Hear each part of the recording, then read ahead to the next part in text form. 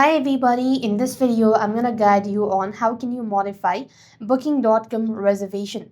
In order to modify a booking.com reservation, you first of all need to log into your booking.com account. Once you are logged into your account, you will be directed to the home page.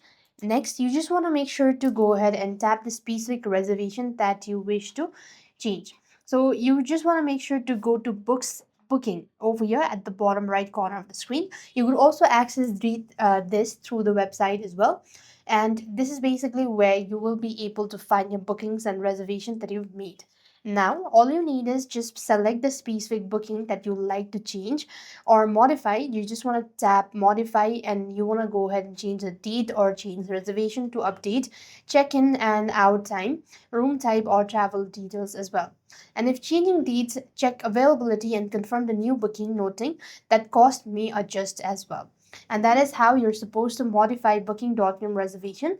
And in some cases, you might not be able to modify booking due to some security concerns or due to some policies. So you might have to contact the owner itself or the customer care, and they can handle things from there as well.